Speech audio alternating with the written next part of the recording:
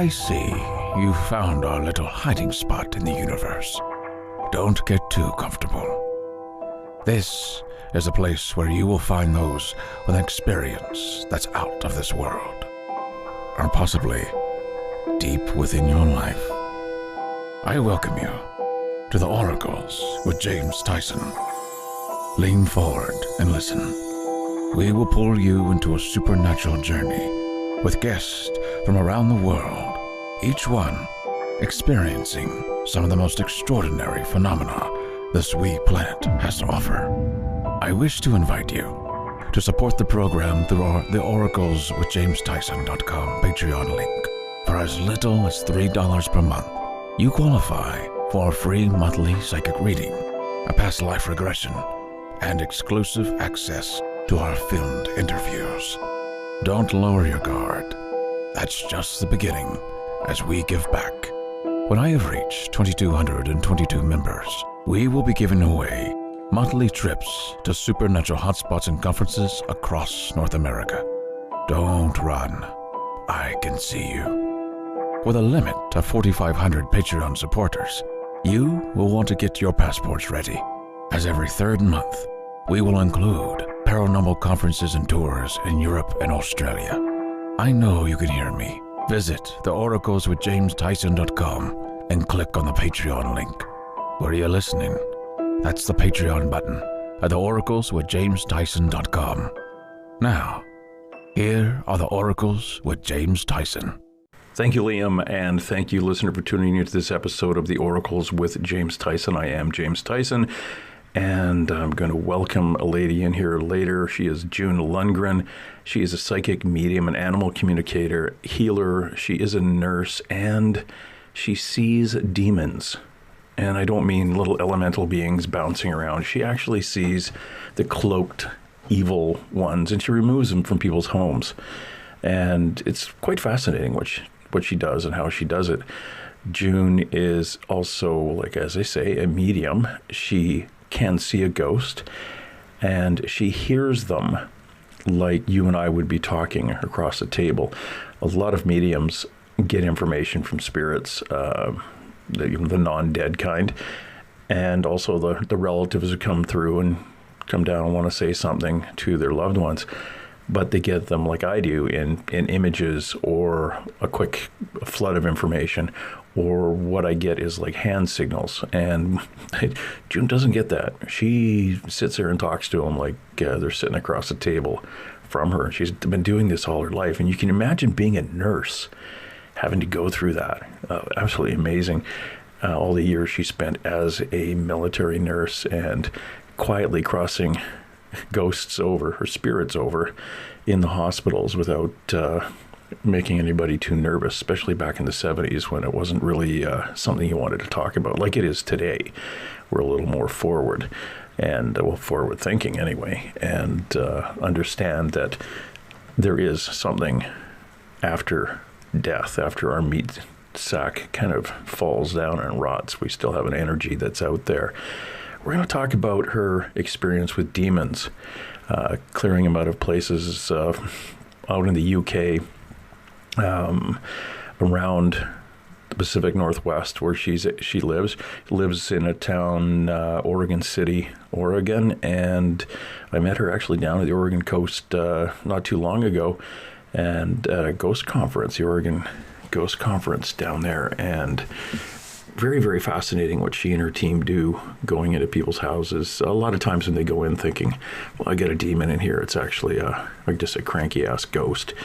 But every so often, she gets that negative one. And we're going to talk about that. We're also going to talk a little bit about the difference between a ghost and a demon, and what a real demon is, and what her understanding of a demon, and the difference between the old we'll call it the Old Testament demons like Leviathan and things like that, the big monstrous ones we've read about, and the lesser demons and how they came about.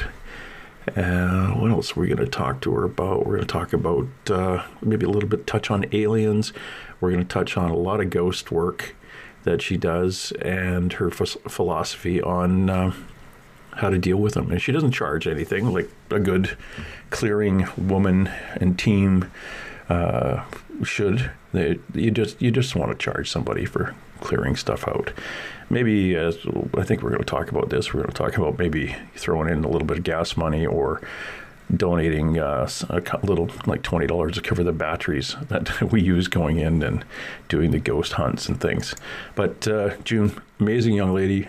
She is, like, as I say, she's an animal communicator. We're kind of skipping that. The nurse part of it, man, oh man, the being a nurse and being this intuitive and being able to see what she can see, it's very, very I don't think I would like that as much as she has.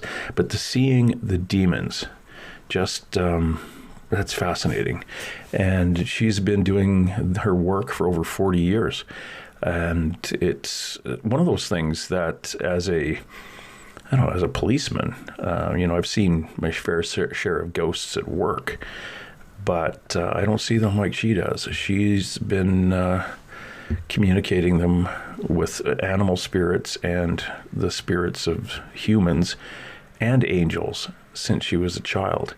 We also going to talk about a little, she's going to talk about this, and I think it's fascinating, that she actually can step back and the Archangel Uriel will come in and help clearing up and deal with the demons.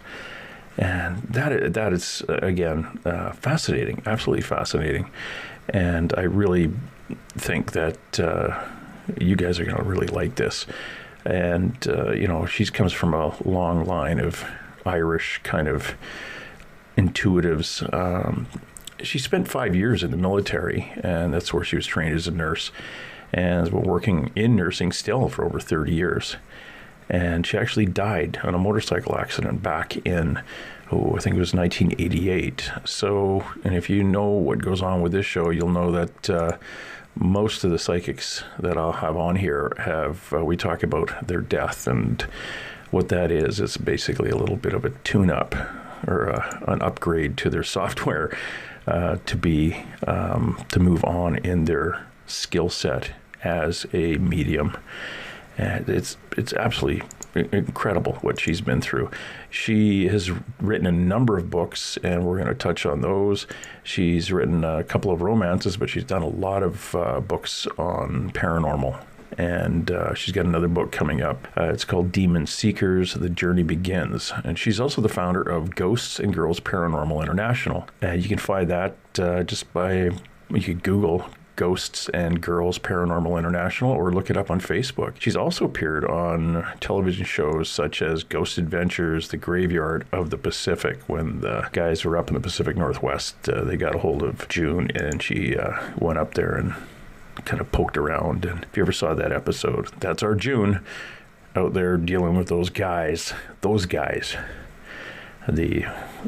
least if you watch that episode, there was one person who actually can see a ghost and not run screaming away from them. But she's done that. She lives out on a farm out just outside of Oregon City with her husband and her son. And she's written, I guess, 6 books in the last 7 years. A Medium's Guide to the Paranormal, Paranormal Encounters Book 2, The Dark Side of the Paranormal, and Paranormal Romance, which I kind of touched on. It's called Out of Time. And she wrote that using a lot of her real life experience in the paranormal and as a medium and paranormal investigator. So without further ado, because I'm doing the entire show myself right now, it's time to bring on June Lundgren. June, thanks for coming out. Thanks for having me on. Oh, it's great. We talked about a year ago when I was on my other show. You have a few things new. I saw you at the Oregon Ghost Conference in Seaside, Oregon. Actually, I didn't see you. We kept missing each other. Time I came down, I ended up, you were out doing something, or you were invisible, one of the two. What is it that a medium does? What is it that you do that's a little bit different in your investigations than a regular medium sitting in an office somewhere and reading cards for people? It's kind of interesting in some ways because I have my own group called Ghosts and Girls Paranormal. Mm-hmm. A lot of people will do their homework, check out from the people, what's going on, what's happening, where is it happening at, or if they're going to a location such as, a public building or an abandoned building. They'll look up, the history of the building, find out any kind of rumors that were said to have happened, deaths that may have occurred, anything like that. I do none of that. When I go cold. I don't want to know anything about what's happened. I don't want to get any history from anybody, because I feel that if you go in and you know all this, it's going to color what you pick up. Mm-hmm. You stop and think about it. It's got to color. You say, well, this is Joe Blow because he died here 30 years ago and he's still haunting, and, that type of thing. It's like, I don't like to do that. I just go in, and usually the minute I hit the property, I know what's there. Sometimes, in fact, a lot of times, before I even get that, if somebody emails me, I pick up right away what's there, what's not there. So I know, if it's human, if it's negative, if it's what it is, whether it's mental, whatever's there, I can pick up on that before I even go to the location. And I usually write down my notes, and then I do a walkthrough. I do everything telepathically, so I really don't speak out loud unless I have a question, which kind of, people aren't used to that. People are used to what they see on TV, where, them walk through and they'll say, well, this is here and that's there, and I'm picking up this here and I'm picking up that there. I don't do that. I prefer to do everything telepathically, because it's how I communicate with whatever's there, whether it be a spirit, or whether it be a negative, or even animals. I prefer just, to do it afterwards, walk through, sit down with the clients and say, this is what I picked up, this is what's here. It's going to be a problem or it's not going to be a problem. Validate for them what they've been seeing, what they've been hearing, what they've been feeling, that type of thing. Yeah. It's just, I think it's better that way. I do use, me and my para partner, we do use electronic devices. I do use a digital recorder so that I can go over it later, and whatever I get on there, I will send to my clients, so that they have a copy of it. It's just much easier to do it, that way. Yeah. It's interesting too, because in a lot of paranormal, as a basic paranormal investigator, you wouldn't, one person might interview the client and get all the details about the lady in a blue dress at the top of the stairs, but you wouldn't share that with the rest of the team, because you'd always be looking at the top of the stairs and anything you see is going to be a lady in a blue dress. So you've kind of implanted that into everybody for something to look for. And, for you, just going through very quietly, not saying a word, and not really interviewing the client at the front end, maybe, you're open to seeing a lot more, and you're not focused on, the top bedroom upstairs, or the bedroom upstairs on the left kind of thing. Right. It's like, because I'm usually drawn to where the activity is the most prevalent. And but I think that the reason why I have a small group, it's only just 2 people, just myself and a girl named Wendy Stanton Phillips, who I've trained to do. She has her own abilities, but I've trained her in the way of, identifying the negatives and things like that.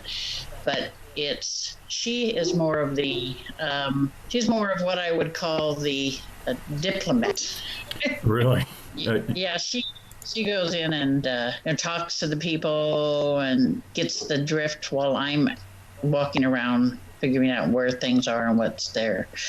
And she has that, ability, because when I get into something like that, I just simply focus on that, on what I'm doing, and everything else just goes by the wayside. When you said you taught Wendy how to identify a negative spirit or negative vibration, is that kind of what you lean towards, is calling a demon? Yeah, you can, most people understand when you say demon. Okay, they think, oh, this is really nasty.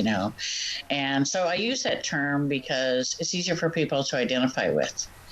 But, it's a negative entity. I don't call earthbounds negative entities because they were people at one time. And I'm more likely to call them just an earthbound, things like that. June, you've been described as a demon seer. To you, what is a demon? A demon is a negative entity that does harm to people, the living, and these are beings that are unable to take physical form on their own.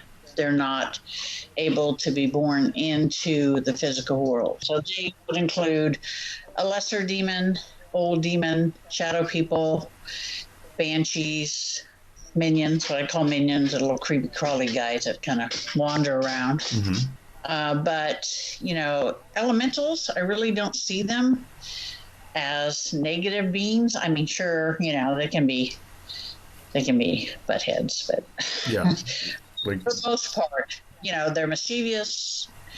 They're kind of like the Native American people will call them, tricksters. The coyote is a trickster. Mm-hmm. A lot of them will just be like, oh, let me look, let me see what's going on, let me watch you. And then you get the other ones that if you mess with their territory, you're going to really piss them off. And they're going to start doing things to cause you problems. Yeah, that's what I've run into in areas where they've started clearing out forest and to build subdivisions and things like that.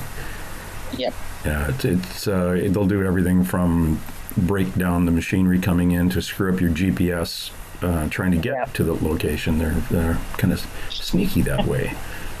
They are. Little buggers. June, how long have you been seeing things like this? Take me back to when you were a child. How old were you when these things first started appearing?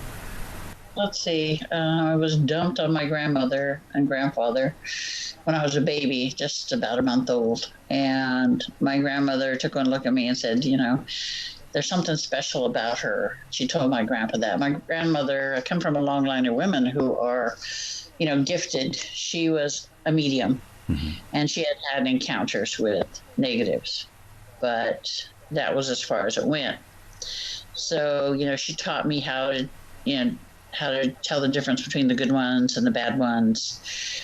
And she noticed that I could, talk to animals, communicate with animals, and the animals would hang around my crib and just be everywhere, under the crib and just be by me all the time. And so she started, helping me bring my gifts out more and more. And Michael, the archangel, he came to her and told her, you need to train her as much as you can because, she's not going to be with you that much longer.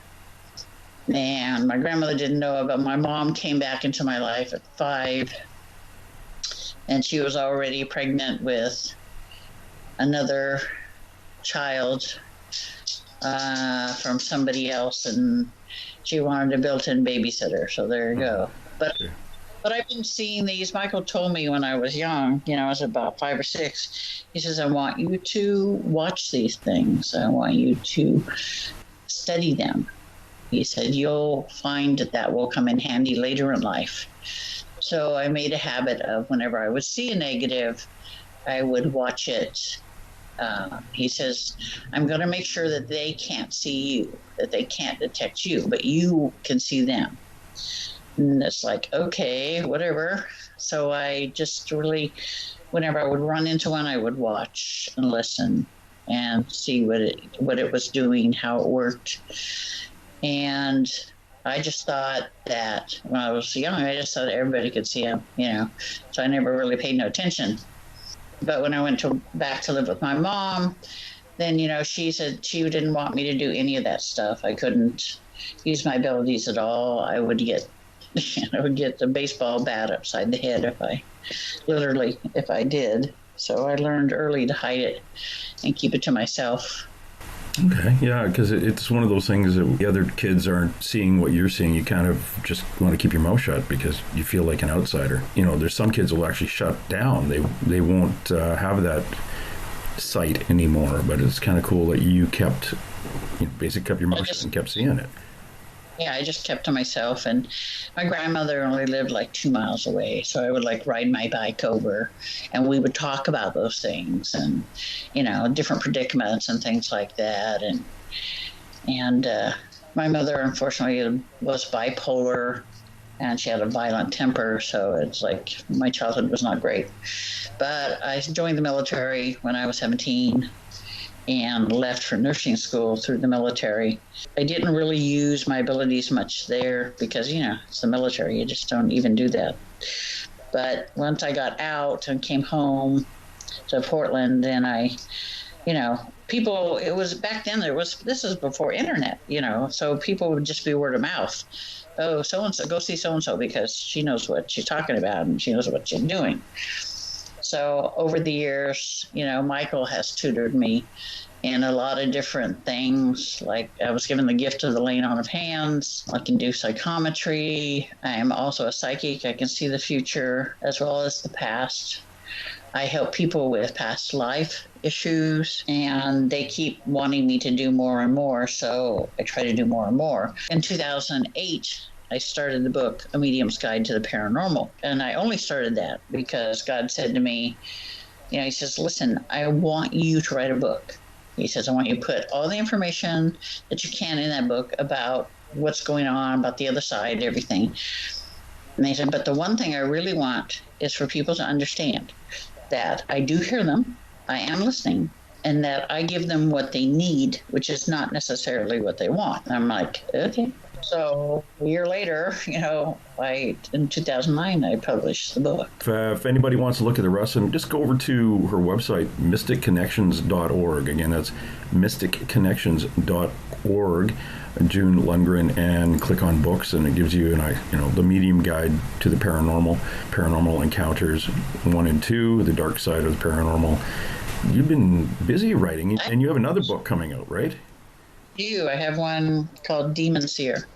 It's basically an autobiography about my life, how I do what I do, and a lot of the information that's going to be contained in the book is all information that I've received from the other side as well, so that there'll be new information for people to glean from this. And I really think it's going to open a lot of eyes to the other side and what it's like over there. Mm-hmm. I've been dead a couple times. First time was when they lost me from whooping cough when I was a baby and brought me back. And then in 1988, I was riding my motorcycle and I was turning the corner and some woman ran a red light and hit me. And I was clinically dead for 2 minutes. Okay. And when I was on the other side is when, I realized, my grandparents were there, and they said, we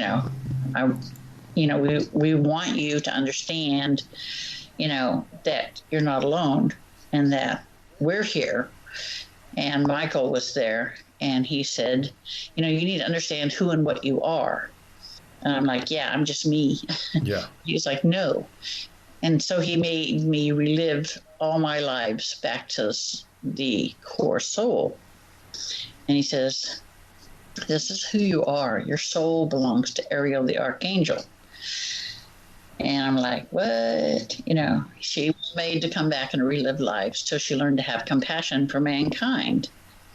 And it took me a couple years when I came back to life to deal with that. I was going through a time. My grandmother told me, you're going to have a baby in a year. And I'm like, okay. I had just started dating my husband, which is now my husband. Mm-hmm.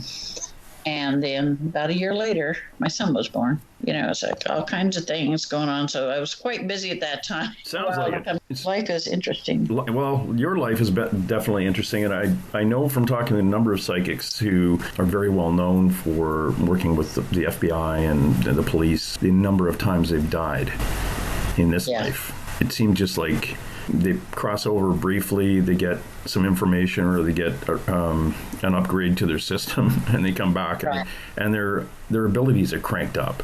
Is that what you felt in '88 when you came back?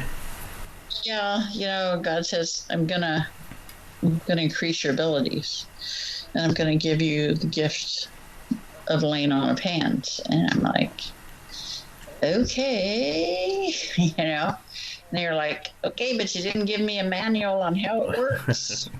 It's like, how does this work? Yeah, and then that other download comes in or they say to you, you'll know how it works when you start doing it. Oh man, really? Yeah, they didn't even say that. It's just like, here's flat. Flat there it is. I'm like, what? There's no manual. And he said, you're going to hold up, am I going to put up a free beer sign or something and people are going to come down? Well, and he's like, no. He says, I will send people to you. Yes. And the way it's been ever since, people come. Yeah, and it is interesting. I had a bit of an awakening, or a full-on awakening in 2012. I had no idea what an empath was. And within a couple of months, I could look at someone in a photograph or see them standing there. And I could look at them and go, oh, that's one. And I can't explain it. I can't explain it. It's almost like I look at them and it's somebody I've known before, but it's not. I get that from a lot of you people, you nurses. And I find that it's we gravitate to the helping careers. Even if you're a waiter or a bartender, as I say, a maid or a butler, you gravitate to a career where you're actually helping somebody else or making somebody else feel good or protecting somebody. We gravitate to those careers. So you're a nurse, and you've been gifted with basically the laying of hands. That would be interesting in a conservative environment, in a hospital or something. I know places, I think in the Pacific Northwest here, it's quite common, but it's in the recovery room. Nurses are trained in raking the aura. You know what I mean? And they find that as their hands are kind of pulling on their aura, and it's like it's cleaning it. The people recover from the anesthetic quicker and with less of a anesthetic hangover. Right. So it's a side effect. Yeah. So my problem is when I go under surgery, Ariel doesn't like to be out, and I wake up in the middle of the surgery. So I can remember doing that. I haven't had that many surgeries, but each time I wake up in the middle of it, and they're like, "Put her out." She doesn't like me to be unconscious. Well, maybe she could work a little harder in keeping you healthy. She's like, I'm taking care of this. Don't worry about it, because it could have been, a lot worse than that. It could have been something even worse. So I was lucky. Yeah. Just tiny little incident. So I've been lucky. Yeah. And I've just been, I have empathic abilities. I just shut them down a long time ago, most of the time, because I kept feeling all their pain, all their anger, all their everything. And I don't need that. Just like when I was doing healing in the beginning, I would get all of their symptoms, all the pain. I'm like, no, I don't want all their pain. I do not want their symptoms. Thank you. Not working in a hospital or a medical clinic when people are coming in. So or something. Yeah. I had to shut down that part of it and only just do the healing part of it. Now, how did you shut that down? I just said, I don't know how it is for other people, but all I have to say is close. And it shuts down. Yeah, I have that ability. I have the ability to help people open up as well. So it's like, okay, fine. Because I've been asked that a lot by empaths, have trouble sleeping because when the veil things, everybody shows up in a room looking for help, or they can't go out into crowds, or they get irritated for unknown. I have a friend like that. Yeah, he has to be very careful, and he can't go out in large crowds, and especially if there's if it's a route like a bar or something like that, he has issues with. And with me, it's just my grandmother always taught me, they, like children, the other side needs boundaries and limitations. So you set it right. You set it up from the get-go. This is when you can talk to me. Leave me alone when I'm sleeping. and I'll get to you when I can, and so don't bug me. And I haven't had a problem with it. Good. It's something that if you can teach that, if it worked for everybody, it's like the cure for the common cold for an empath. It makes everything well. In your first book, A Medium's Guide to the Paranormal, some of the questions that it answers is, do angels, ghosts, and demons really exist, or are they a figment of our overactive imagination? I get that asked a lot, and it's funny that I think last year, 2000 whatever it was, 18, at the Oregon Ghost Conference, we got picketed by a church group. I didn't even notice. I was there, but I guess I didn't notice. Yeah, I think it was Sunday morning. They got there at 9, like before everybody was in, and they were only there for a few minutes picketing out front. But their belief was talking to a ghost is bad. Being a psychic is against I think it's in the Old Testament or something, and all ghosts are demons. It's actually in the New Testament as well. Oh, it is? Okay. There's a rewrite. Yeah. Oh, okay. Maybe that's where it was. So it's like if they read the Bible, they would know, because in the Old Testament it says, pray for the gifts from God, and pray that one be a prophecy. It wouldn't be a prophecy? Or... No, they would pray for the gift of prophecy, because it's the most revered of all. And then after that, it's like, oh, you don't be listening to prophets or something, or yeah. Because people would say, these gifts are the gifts of the devil. Yes. Now, and, in your experience, though, it's how would you kind of face somebody like that? It's kind of hard, because I know every psychic I've ever met believes in God. It's not like it's some outside of a religion. They may not have the same base religion as the protesters from whatever church, but it's like, if you believe in angels, kind of God goes with that source. The balance between good and evil, so to speak. You can't have one without the other. You have to keep a balance. And not much as we'd like to not have the evil side, it's a balance. It just keeps the universe in balance. And I've told people, if you don't believe in that, I said, the gifts I have are a gift from God. Mm-hmm. I said, I don't. Then I just quote, the Bible, where Jesus says, if you don't believe me, believe in the work that I do. Yeah. It's like, even if you don't believe in me, believe in the work that I do.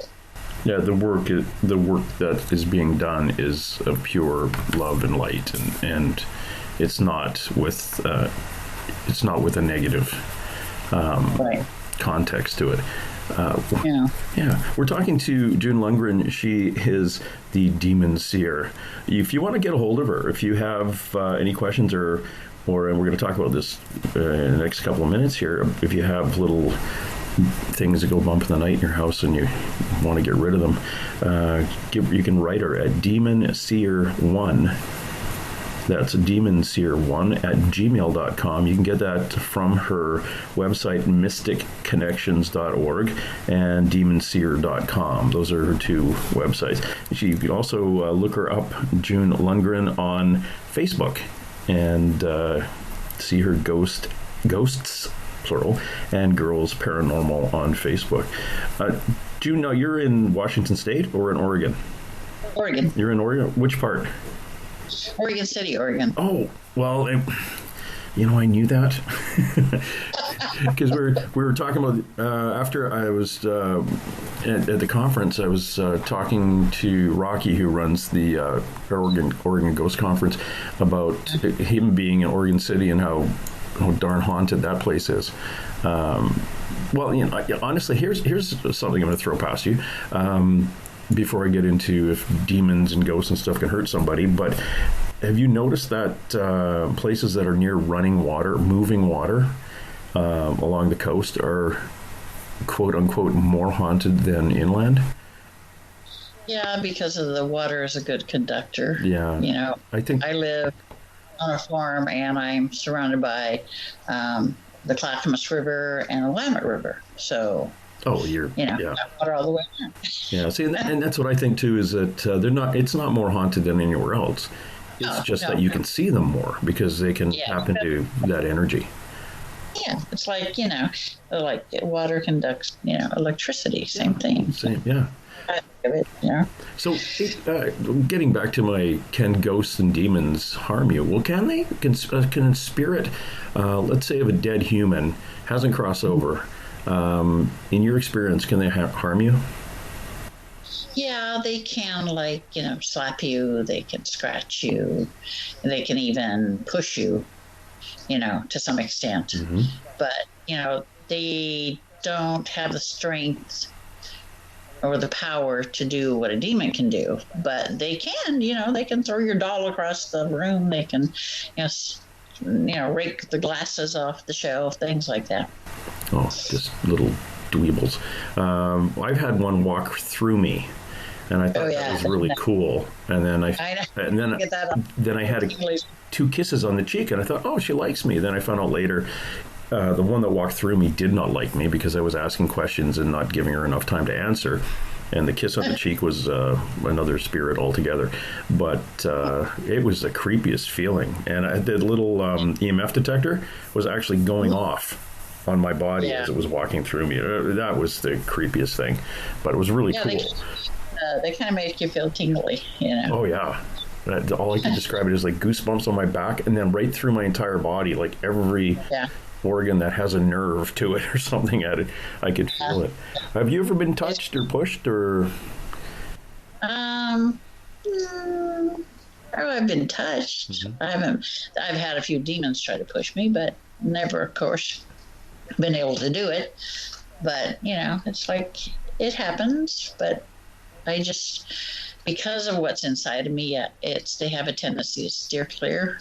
Yeah. And it's just doesn't happen very often. Like I said, I've been touched, but only in a good way. Mm-hmm. I've been trying to, they tried to push me downstairs, but I'm like, yeah, bite me. Don't you know who I am? You can't push me down these stairs. I invited a friend of mine, Aaron Collins, to go with me. He's an ordained minister, and I was going in on a case in Battleground, and it was one that the minute I connected with the guy, I knew what was there. I knew there was an old demon there. I just didn't know where it was until I got to the property, and then I realized that it had been entombed in the ground. And, it's like people think that if it's, entombed or if it's, attached to something that it can't harm you, but its influence is far reaching. So we went in and we spoke to the man and I'm like, it's upstairs, we got to go upstairs because that's where it is. It's waiting for me. And Aaron and his wife were behind me, and the demon tried to push the wife down the stairs, and it grabbed a hold of Aaron's heart and started squeezing. Oh. Then it tried to push me, and I'm like, Well, Darren being, excuse me, Aaron being Aaron being an ordained minister, how did he feel? What did he do to kind of push back? He started praying. Okay. Yeah, he started praying. That was his first introduction to going with me to do a removal. Because I know he used to be a tour guide at the Portland-Shanghai tunnels, the underground there, and holy smokes. I removed demons from there 4 times. And I told him, I'm not going to do it again. You let people in the back part of the tunnels, the owner does of the building, and they perform seances and they have a witch board and stuff, and they don't close the portal that they open when they do these things, and all kinds of things come in. Yeah. People get attacked. It's like, really, I'm going to send you a photograph that I got there. I was down there with Montana Jordan, Skeeter Wellhouse, and Seth and Brian. We were just doing the public tour, trying to be stealthy and not obvious with recording devices and stuff, which you're not allowed to have. But I took, with all the stuff, all the fancy cameras we had that looked like normal cameras, we took a picture, or I took a picture with my cell phone, my iPhone. And it was just dust moving. And then I got it home and looked at it on the computer. And I'll send it to you because I have what looks like, at one time it looked like the Tin Man when we first looked at it. I thought maybe it's some negative energy. And then a American Indian with one of those cedar hats on, like from the 1800s, sitting down, and her head was bowed at this guy's lap. And I'm thinking it was a protective entity. She was, yeah. So I'll send you that photograph, and I remember. I went down there. They used our group to go down. We did our own investigation and everything, and I did the removal while I was down there. The first one when I was down there, and everyone's like, I want to videotape it. And I'm like, okay, whatever. I don't care. And so I'm down there, and I'm like, hear this. I'm in the middle of my removal, and they hear the demons growling, and he dropped my camera. I'm like, don't drop my camera. Jeepers. Yeah, I know. It's like, please don't drop my camera. Don't drop my camera, evil spirit. I've had that sleep paralysis where something's growling in my ear, and I got told, if it's growling, it's a human, and if it laughs at you, then you've got some other issues. No, I think it's kind of like the other way around. Really? Because I definitely had humans growling at me, and then we removed them. We crossed them over the next day. And there were three guys who had followed me home.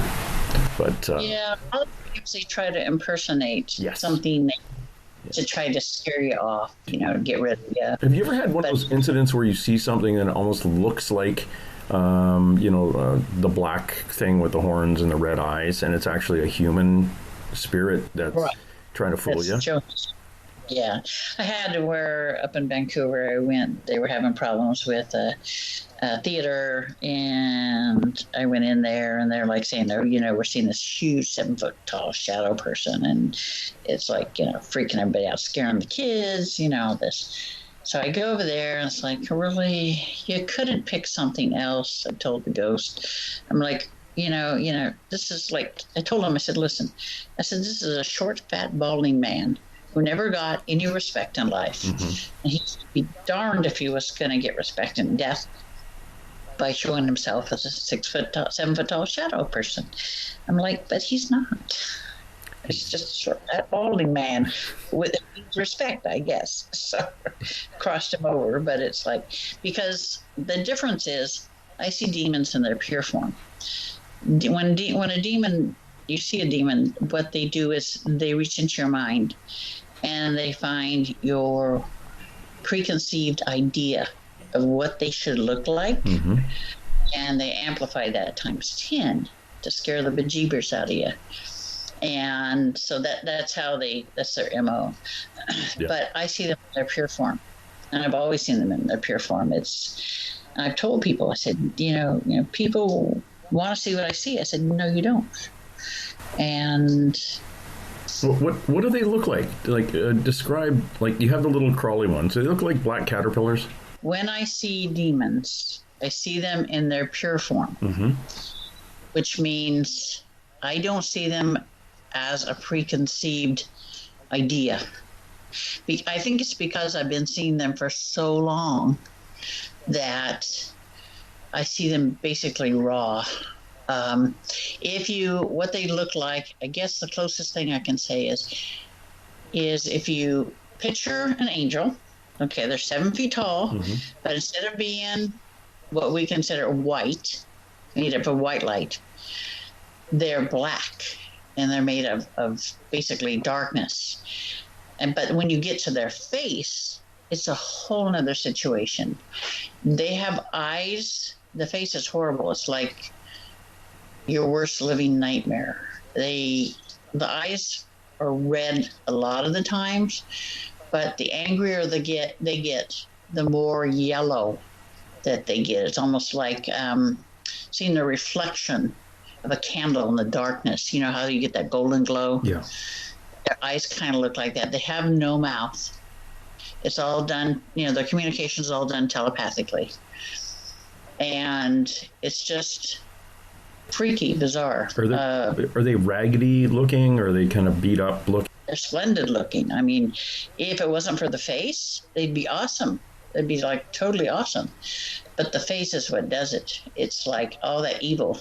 I had one person that said, a friend of mine said, listen, I want to see what you see. And I said, no, you don't. He's like, yeah, I do. I'm like, okay, hold my hand and you'll see what I see. And he's like, oh my God, what is that they're saying? He says, I can't understand it. I don't understand the words, but I understand the intent. Yeah, the intent is to kick my buns, but it's not going to happen. And he let go of my hand because one of them was running towards me. What he saw and what I see are two different things. Even then, he couldn't see it because he couldn't deal with it, but he saw close proximity of it. And it was enough to say, never want to see it again. Never, ever want to see it again. Demons speak in Aramaic, and my brain is kind of like hardwired to interpret it. Mm-hmm. So I know exactly what they're saying, which is never nice. Why can't they just compliment me once in a while? They threaten, they call me everything, and all those good stuff. And it's like, whatever. I don't want to listen to you. People have asked me, well, don't you want to find out what they want? Don't you talk to them? I said, no. Why would I want to talk to them? There's nothing they can say to me that I want to hear. It's bad enough they got to, call me everything, but the Kleenex box. Come on. When you say they speak in Aramaic, would that also be what the good angels would speak in? Yeah, but I hear it in English. Oh, okay. With them, with the demons, I just understand Aramaic. First time it happened, I'm like, huh? What? To me, it would be, oh, you're trying to scare me? Yeah, I don't understand a word you're saying.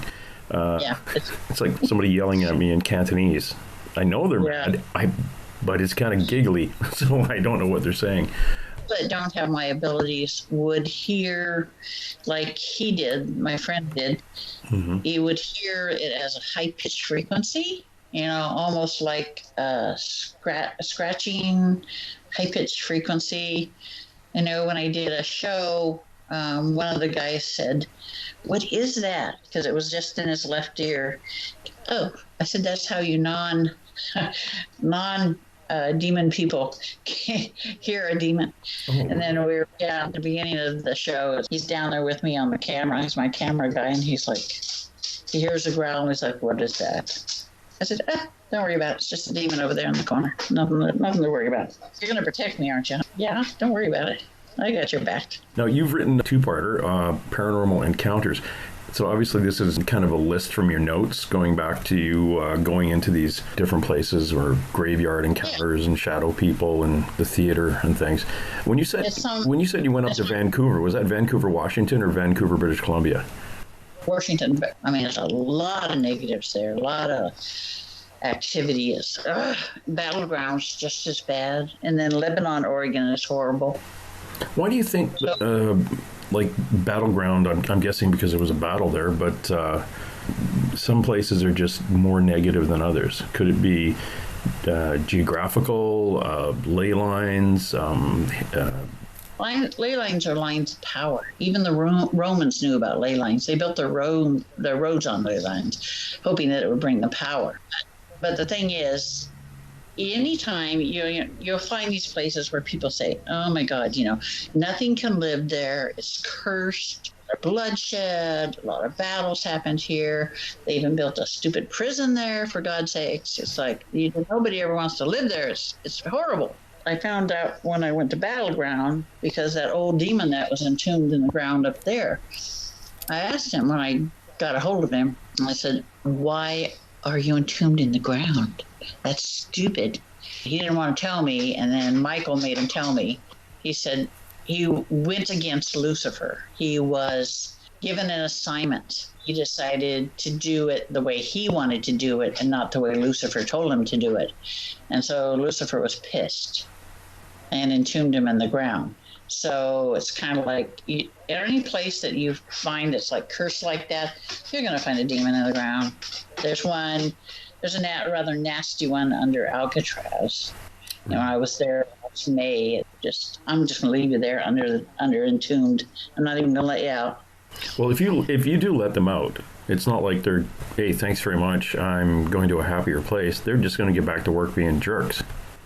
Yeah, but usually if they're entombed in the ground, Lucifer's going to make sure that they regret ever getting out of it, because most of them end up, the two that I've removed that way have been killed. They no longer exist. I'm like, hey, not my problem, I send you back where you belong, and Lucifer has fun.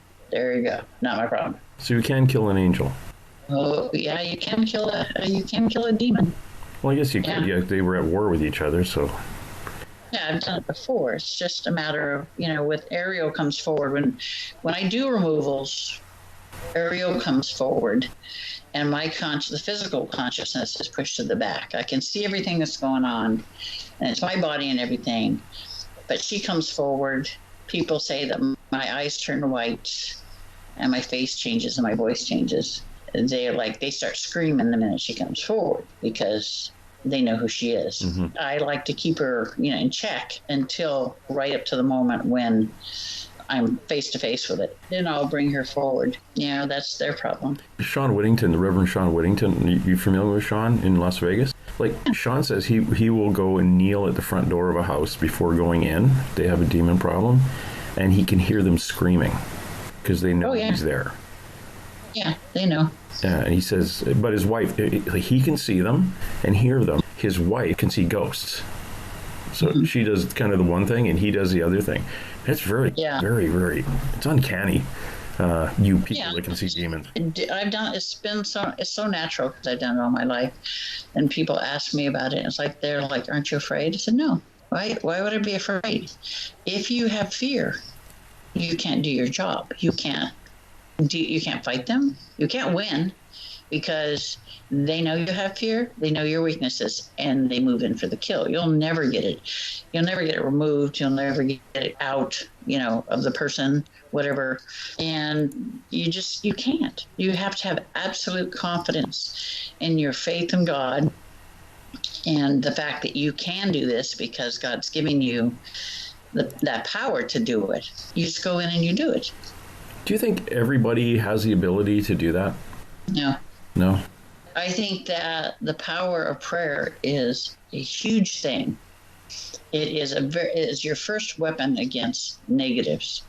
The power of prayer and invoking the name of God and Jesus Christ, or if you're Buddhist, Buddha, is very powerful. I would like to say that, that will protect you 100%. But if you're dealing with an old demon, which they're very powerful, I would have to say you'll just piss it off. Yeah. When you say the old demons, like the fire and brimstone, Old Testament, like Leviathan and all those. They're equal to archangels. Okay. The old demons are archangels in power, and they rarely come down here. We're not worth their time and effort. But it's the lesser, what I call the lesser demons. They're kind of like, teenagers on steroids. Mm-hmm. They're coming into the physical world, causing all kinds of problems and stuff like that, and having a good old time. And, of course, wherever you find a demon, you'll find the little creepy crawly dudes who, kind of scuttle around. They hang around. I liken it to a shark with pilot fish. Same thing. Oh, okay. So they kind of feed off whatever energy the big demon stirs up. Right. Yeah, there you go. Interesting. Talking to June Lundgren, she is a psychic medium. She is a demon seer. Hey, June, I was going to ask you something. What do you think about what I want to do with my Patreon account for the podcast by if people sign up drawing for names of readings and trips and things? Do you think that's a good idea? I think it's awesome. A lot of people, benefit from that. I think it's a really good thing to do. It's a lot of people want to experience things, want to get a reading, want to go to haunted places, and this is a way for them to do it. Yeah, I was talking to a friend of mine he's wheelchair bound, and he said, "Yeah, I really wish if you drew my name, what would happen?" I said, "Well, duh, we'd build a trip around you. Don't worry about it. We'll definitely get accommodations and when vehicles and everything that's can handle a wheelchair. It's not a big deal. It's if and for my listener, if you like what you're hearing and you can afford $3 a month, go to my Patreon account on the oracleswithjamestyson.com, click on the Patreon account and get your name in there, because we're going to start drawing those psychic readings, those past life regressions, and those numerology readings when we get about 20 people, and we're hoping to fill up by the end of the year. Used to be, like, if you listen to Liam at the front, the alien Liam who introduces us, you'll hear him say at 4,500 people we start drawing for trips internationally. I think we're going to drop that down to maybe only 3,000 people have the opportunity to sign up. At 2,222 people, we'll pull trips for, if you live in the UK, we'll bounce you around the UK, maybe over to France or Portugal. Really good UFO conference in Portugal every year. If you live in Sydney, Australia, we'll bounce you around over to New Zealand, a couple of really good haunted places over there, or vice versa. And if you live in North America, we'll bounce you around to the different locations, different conferences, whether it's Bigfoot. We'll send you out on a Bigfoot adventure with a couple of the groups down in the southern U.S., into Oregon, Washington State. If you like ghosts, we'll bounce you around to different haunted places that you've seen on TV, and we'll set you up with the groups that will take you on those tours. A lot of fun, and unfortunately, I'll go with you. And we could also put them together where one adventure might be 10 people heading out to do all the ghost ones, while another one is all the UFO tours and all the Bigfoot stuff, or vice versa. Whatever you think, it'll be custom made for you. Again, if you're interested, it's $3 a month over on my Patreon at theoracleswithjamestyson.com. Just click on the Patreon link and sign up and get your name in there. And we may even send you down to Oregon City, and you can hang out with June, and she can show you what a demon looks like. Just hold her hand, and okay, maybe not. No, you were a nurse in a hospital. Yeah, I was trained in the military, 2 in the Army and 3 in the Air Force, and I was stationed at Salisbury Hayes Army Hospital in Fort Ord, and then when I switched to Air Force, I was up at Spokane, Fairchild Air Force Base. They had a 35-bed regional hospital. I worked those for a long time. The problem is, you're trying to help these people cross and not be obvious about. Yeah. So I learned early to do it telepathically and try to act like nothing was going on, because it's like people would be, are you, hand in front of my face. I guess I would get a faraway look on my face, and they're like, "Are you in there?" I'm like, "Oh yeah, I'm here." I'm just kind of busy right now. I'm just tuning in. Yeah. When you were working in the hospital and you were crossing people over, and you say you do it telepathically, I've never. I guess when we cross people over, it's telepathically too. You're talking to them and you're showing them something. Right. And you're talking and saying, it's going to be okay. Don't worry about, if you coveted your neighbor's wife, you're still going to be okay. You can cross. When you cross them, go through what you see happening with the individual. Oh, so when I went up to the graveyard in Oregon City, Mountain View Cemetery, by accident. My sister-in-law says, "We're going to go on a ghost tour." I'm like, okay, as long as it doesn't go to the graveyard, I'm fine. Because whenever I go to the graveyard, spirits come. Because oh yeah, she's here. Let's spread the word. Ghost to ghost, So I get there and I'm like, oh no. So I get there and there's 30 or 40 souls there, and they're all I'm like, okay, so how many of you want to give messages to loved ones? And they're like, about 80% of them raise their hand. I said, okay, put your hand down. Said, it's not happening. Unless you have your phone number and address for me, it's not happening. I said, how many of you would just want to cross? And they're like, ooh, they all did but one guy. And it's like, whatever. So what I do is I form a white light tunnel in my mind, and I project it to them. And they go and they make a beeline for it. Okay. And then once everybody's going that's gone, I just close it again. It's like, okay, door shut. I'm out of here. Yeah, that's a good one. We have run into things because we do this too. And for the listener, June does this, especially the negative things, when you've got negative stuff around, and you give her a call and write her, or go to the website, the demonseer.com or mysticconnections.org, get a hold of her. She does this for free, but would really like a little bit of a tip or a donation afterwards just to cover gas. And if you're bringing electronic equipment, I don't know if anyone's ever seen this, but boy, do we ever go through batteries. They'll drain batteries, and, that's no fun. So I wouldn't mind a little bit of a donation if she shows up, and it's a nice bit of karma if moving a bunch of negative entities out of your house and at least covering a little bit of gas money to get there. Again, go check her out at her website, mysticconnections.org. You can contact her through there, and you can buy the books. You can click on the books there and read a little bit about them, and also demonseer.com, or on Facebook, Ghosts and Girls Paranormal. And June herself, June Lundgren. I just thought I'd throw that in there because I know a lot of people might want you to show up. Now, if you basically crossing these things over, and you do it very, very quickly, can you do it remotely? Can you kind of show up Saskatoon, Alaska, and kind of focus in on someplace and see what's around? Yeah, I remember 2017, I went to England for the first time. And there's I would go over there, and a friend of mine, Florida, says, she just called me. I said, I can't. I'm in the UK, She said, oh, well, there's this woman over there in the UK that really needs your help. And she's like, here's her name. See if you can contact her and help her, because she has a demon in her house. So I sent her a message on Facebook, found her, sent her a message, and then went off to the Tower of London. And when I got back, I got a message from her, and she says, I normally don't do this, but do you think you can help me? And I said, well, just send me a picture of the place. And so she sent me a picture. I looked at it, and I'm like, oh, okay, so I know it's there. Okay, fine. I told her, I said, listen, I'm going to go down and do the treadmill. I said, I'll do it while I'm on the treadmill. And because she was like 3 hours away, and I had no way to get to her. I go down the treadmill and I focus on the picture and remove what's there, which was an older demon and a couple of the lesser ones. This location, of course, I didn't know anything about location other than what I picked up when the demons were cursing at me.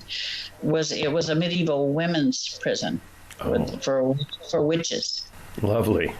Yeah, it's called the Cage. It was one of the most haunted locations in all of England. I'm like, not anymore. It's haunted, but not by demons.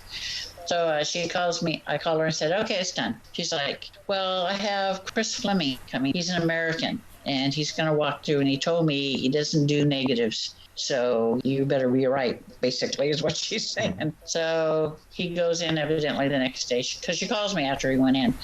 She says, there's nothing left. I'm like, yeah, I do good work. Come on. He said, there's absolutely nothing left. I'm like, yeah, well, I cleaned it out. What more do you want?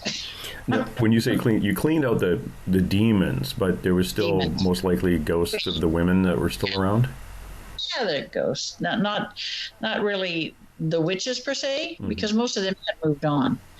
But it was once the demons were gone, the souls that were trapped there could move on, and they did.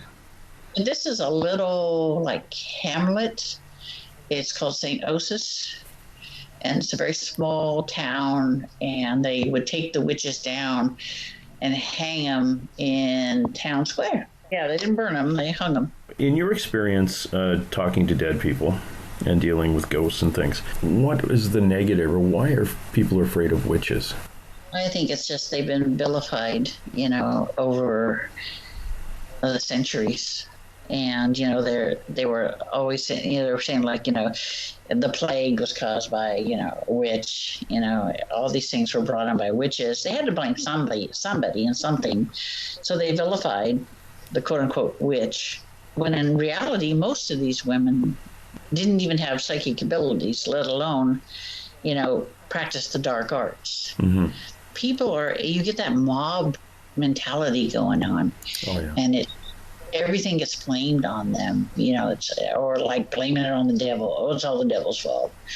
I spent too much money, but it's the devil's fault. The devil made me do it, It's, people just, and I've noticed that people, when they have a haunting, they automatically assume it's something negative, when 9 times out of 10, it's just a spirit that wants to go home. He wants you to know, hey, I'm here. Look, help me to get home.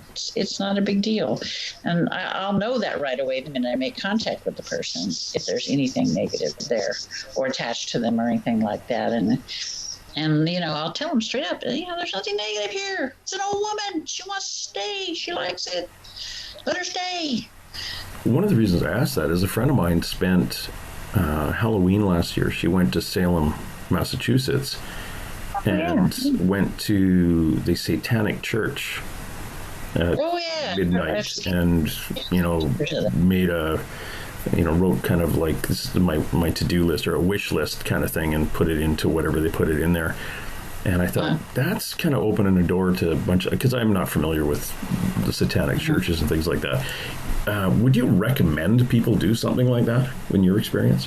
Not really. No. Because it just, like you say, it just opens the door. Yeah. It's kind of like if you see a negative, or what you perceive to be a negative, like demonic, you see a black mass, whatever, shadow person, whatever. If you completely ignore it and do not say, oh, look, there's this, then you're fine. Yeah. It's, they're like, whatever, and they move on. But the minute you acknowledge it, you make it see you. And I don't really think people want them to see them. By doing things like that, it kind of, 99% of the time may never happen if you do something like that. But do you want to be that 1%? Yeah, no. Because a couple of the people that I've interviewed are actually, they're kind of, I shouldn't say Satanists, but they study the negative, the occult and things like that. But they're very positive human beings. They're empathic. They're like mediums in their own right. But they kind of find the occult and things very, very fascinating. And I'm always worried that they're going to do something that, open a door and something they can't shut. Yeah, see, that's the problem. You get people that mess with it and do spells and stuff like that, the incantations, rituals that were meant to conjure. And, I've come across people that have done that and then regretted it and said, can you help me? They don't tell you straight up, I conjured this thing, I screwed up. But the minute I'm in connection with the negative, first words out of its mouth are, I can be here because I was summoned. I don't care who summoned you. Yeah, I had, I don't know if you know Karen A. Dahlman, she does the Ouija board, and I've been in locations where there was some real negative humans in there because some kid with a Ouija board, she get mad at me for saying it, Ouija board 30 years ago brought some Yahoo in, and the guy's trapped in the house. So we've crossed those guys over, and that's why I'm always afraid of people opening doors when they're not really prepared to open those doors. You have to, every time you do anything like throw down the tarots, playing cards, divining rods, pendulum, anytime you do anything like that that is in communication with the other side, it opens a door, and you have to be careful. And the way that you hedge your bets is before you even start to do, before you even start to get on the board, you ask for whatever, you ask for God to bless the communication and ask that nothing negative be allowed to come through. And that what the information you get will be for your higher good. And then you communicate, and then at the end, you thank God for the blessing and ask him to close the communication. Because if you don't and you just get up and walk away, it leaves that door open. Yeah, I've found myself having a hard time closing. And it came down to someone saying, imagine just a little lock on the top of your head and click it. Or what I'm imagining now is like a rose blossom opening and then it closing back up again. And so that's what I see. It's on like where my crown chakra would be, or where my hair used to be, up top. And that's how I'll do it. But sometimes I get so excited about this person coming through, and I see them standing beside. I used to do oracle cards, and then I literally went to at one point on a card reading course, learning how to communicate what I'm seeing to the client. I asked a friend of mine just to shuffle about 15 business cards with just plain white backgrounds, and I told her to put 7 down, and I flipped them over and read them. And she's staring at me like, "You reading those?" And I said, "That's just something to focus on." Now I can stand. I can sit in front of you, take a deep breath, and I can see your grandmother standing by in your case, on your left side, and your 4 angels on your right side. And the third one over is very, very tall and blue. Do you see that? Oh yeah, they're with me out the Legion. Yeah. Your third one from your right out of the 4 at the front is very tall and blue. Yeah, that's Michael. That's Michael? Okay. And then your grandmother, I think, is on your left side. It's mom's side of the family anyway. Yes, it's my great-grandmother, yeah. Oh, okay. But that's what I don't see them like I'm looking at you, like in real life. I just know they're there, and I can describe them, but I also don't hear them. I just see, I'll get information downloaded really quickly, or I'll see them do things with their hands, like make hand signals, and I'm starting to learn what the hand signals mean. It's taken me a while, but they all have the same hand signal, so it's kind of cool. But it's really interesting on the way different people have developed the communication with that other side. See, I hear them like I'm talking to you. That's cool. I've always heard them that way, though. It's because Michael's been with me in all my lifetimes, and he's never been anywhere.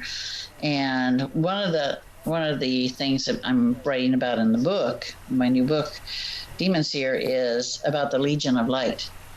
And long before the quote unquote war with heaven, between the good and the bad, heaven and hell, God formed a legion.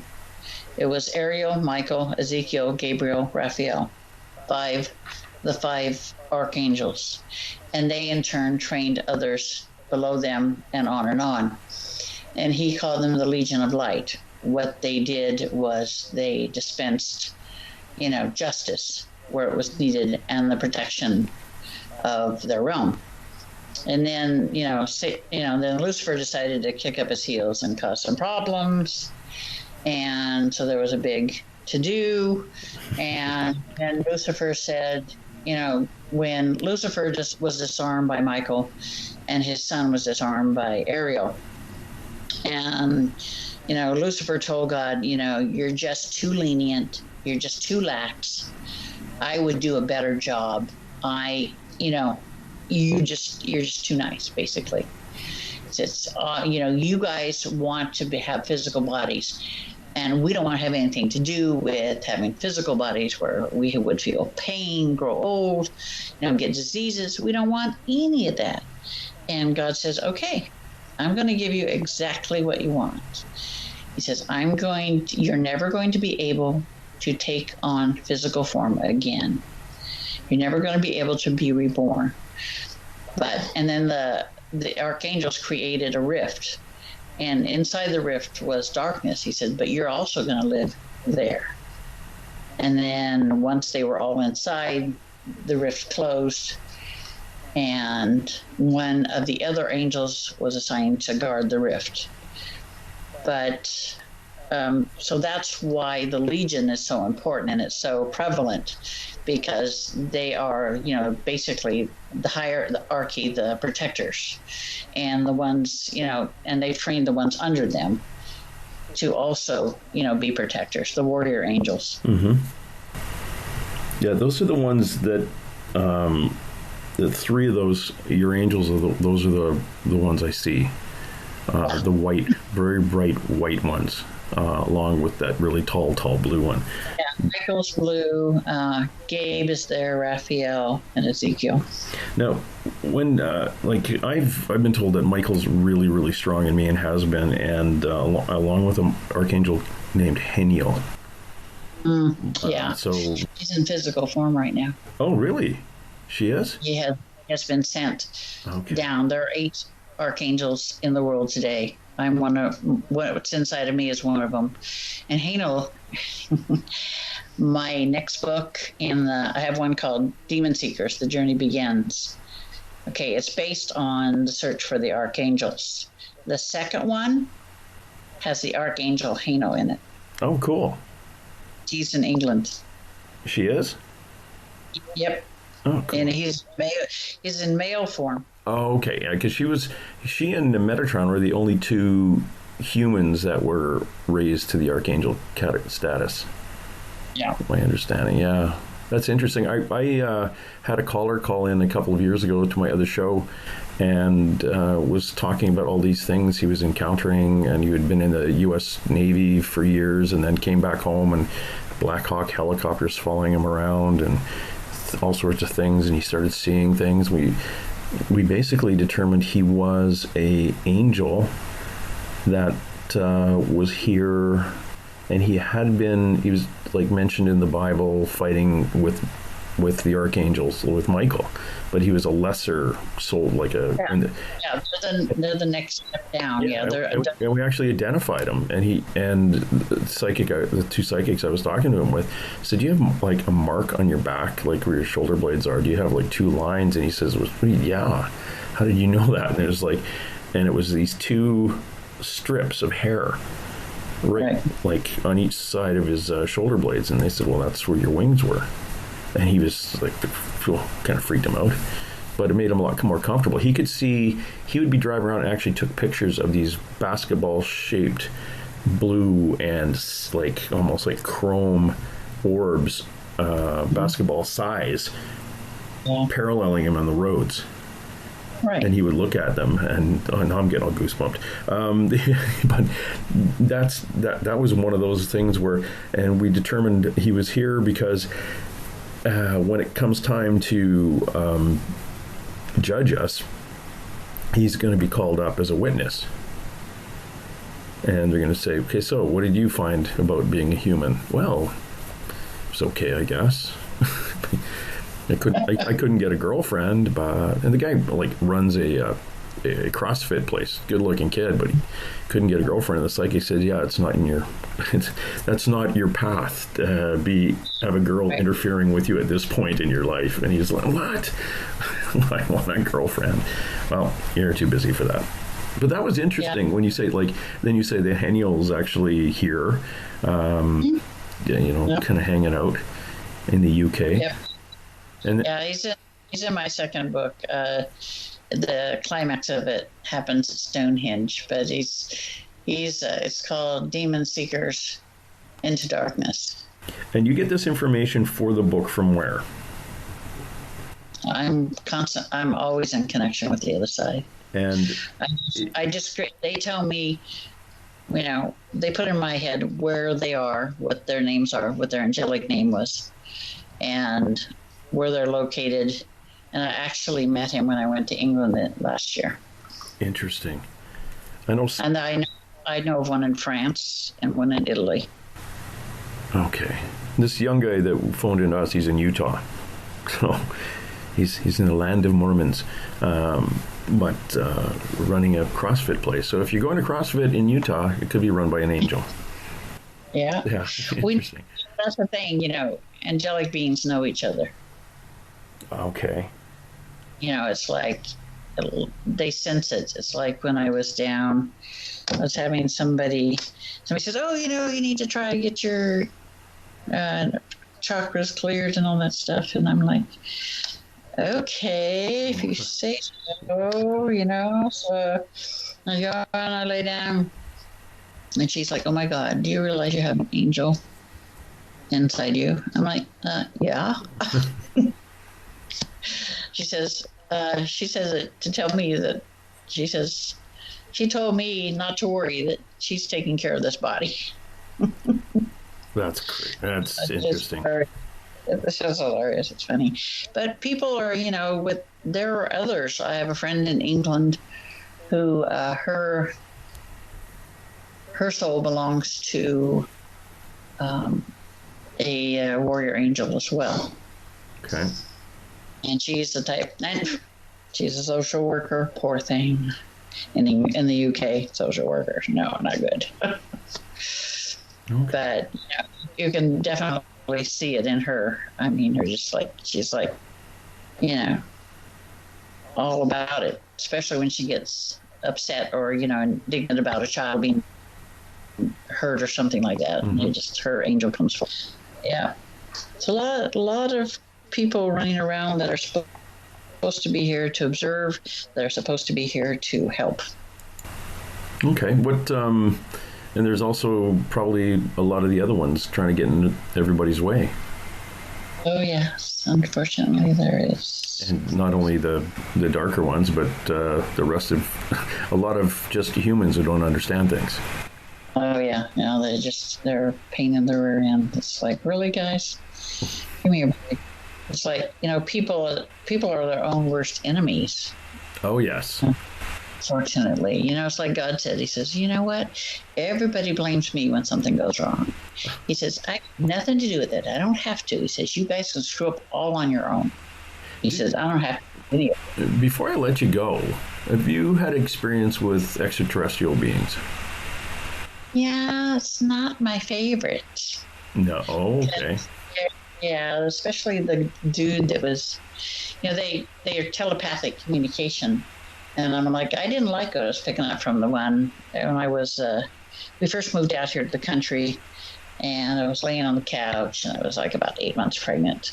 And I'm like, suddenly I see this, thing just cross the sky, shoot across the sky, and then go up, and then back down again. And I'm like, oh, you don't. I could feel the intention of them, and I'm like, of this particular one, I'm like, oh, no, you don't. I'm shutting down, because they're drawn to people with abilities. Oh. It's something that they like. So they kind of check up on you, or yeah, they're drawn to people with abilities. So they basically want to. This one's like, oh, I want to take you apart and see what makes you tick. Oh, great. That was not my favorite. So no, I don't think it would have been. No. Yeah, that's crazy, because that's you'd want to stay away from the ones that, oh, you're quite high vibration. Let's see how you work. Yeah. Well, let's hope they don't do that anymore, because there's a friend of mine, Samantha Mowat, who has been, she, I think it was just a year or so ago, she was pregnant again. And, had the ultrasound, and there was a little baby, and woke up one day, and then it was gone. Because she's been, but she actually understands. She's actually seen her children. They've taken her up and introduced her to the kids who started in her. Very, very interesting woman. Had dealings with the Men in Black ever since she was young, and when you get your show back up. That is a lady you got to talk to. She's I almost, if we didn't have the Oregon Ghost Conference on that weekend, I would have been down in California doing a UFO conference down there with her too. And it is an interesting story. We are talking to June Lundgren, and the little radio show that I'm talking about, The Dark Side of Paranormal. She's just on a bit of a hiatus right now, picking a network of podcasts to go out on. And so keep that in mind. Please go to her website, mysticconnections.org. Again, that's mysticconnections.org. There you'll be able to read about what she does, and also Ghost and Girls Paranormal, which is on there. And they also have Ghosts and Girls Paranormal in the UK, which is kind of cool. Yes. You have three ladies out in the United Kingdom that bounce around helping people there. One of them has the warrior angel in her. Oh, is that Debbie? Yeah. I'm looking at a picture of Debbie Berman, and she glows actually out of that photo. And you'll see pictures of Debbie Berman, Lauren Charlesworth, and Katie Larby on the website, the mysticconnections.org, or you can go to demonseer.com. demonseer.com. I'm going to keep throwing addresses at you, so grab a pen. If you have any questions for June, give her a shout at demonseer1, the number 1, not the written word, but demonseer1 at gmail.com. Now, you can get that email address off of pretty much everywhere. You can find her on Facebook. I was forgetting the term for it. Twitter. Facebook and Twitter, Ghosts and Girls Paranormal. Nurse June, thank you very much for dropping by. You're welcome. It's good to be on your show. Okay, thank you very much. And thank you, listener, and have a wonderful 3 days until... Let's roll. And hey. Let's be careful out there. Far over the snow, what are those voices? They sing as they go, what are those voices? Look over the mountain,